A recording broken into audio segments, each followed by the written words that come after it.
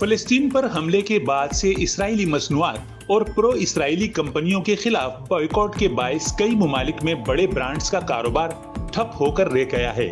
Make Donald, star books سمیت کئی مشہور فوڈ برانڈز اس مہم کے سبب ہل کر رہ گئے ہیں۔ اسرائیلی مصنوعات کی شناخت کے لیے موبائل ایپ بھی تیار کر لی گئی ہے، جس کے سبب دیگر اسرائیلی کمپنیوں کی مصنوعات کی سیل بھی شدید متاثر ہو رہی ہے۔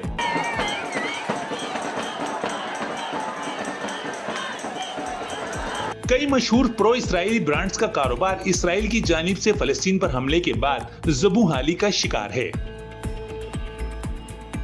ایسے میں مشہور اسپورٹس برانڈ پوما نے بھی 2024 میں اسرائیل کی قومی فٹ بال ٹیم کی اسپانسرشپ بند کرنے کا اعلان کر دیا ہے۔ یہ پوما کی جانب سے دیگر کمپنیوں کی گرتی ہوئی ساکھ کو دیکھتے ہوئے پیشگی اقدام بھی ہو سکتا ہے۔ تاہم کمپنی کے ترجمان کے مطابق اس اقدام کی منصوبہ بندی گزشتہ سال کی گئی تھی۔ انہوں نے اس بات کی وضاحت کو بھی ضروری سمجھا ہے کہ اس کا تعلق غزہ جنگ کے دوران اسرائیل کے خلاف صارفین کے بائیکاٹ مہم سے نہیں۔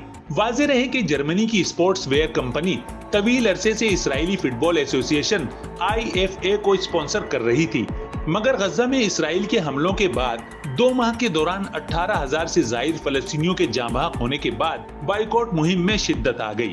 پوما ترجمان کے مطابق سربیا اور اسرائیل سمیت متعدد فیڈریشنوں کے ساتھ کمپنی کے معاہدے 2024 میں ختم ہونے والے ہیں، جن کی تجدید نہیں کی جائے گی، اور کمپنی جلد ہی کئی نئی قومی ٹیموں کے ساتھ معاہدوں کا اعلان کرے گی۔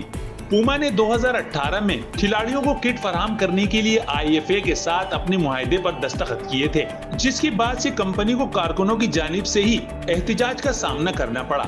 کمپنی کارکنان کا موقف تھا کہ IFA ٹیم مقبوضہ مغربی کنارے کی صرف یہودی بستیوں کے لوگوں پر مشتمل ہے، جو بین الاقوامی قوانین کے تحت غیر قانونی عمل ہے۔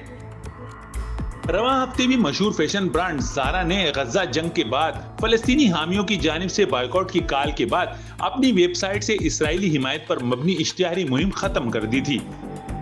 اسرائیل کی حامی عالمی کمپنیوں کو غزہ جنگ کے بعد فلسطینیوں کی حامی تنظیموں اور اقوام کی جانب سے شدید ترین بائیکاٹ کا سامنا کرنا پڑ رہا ہے۔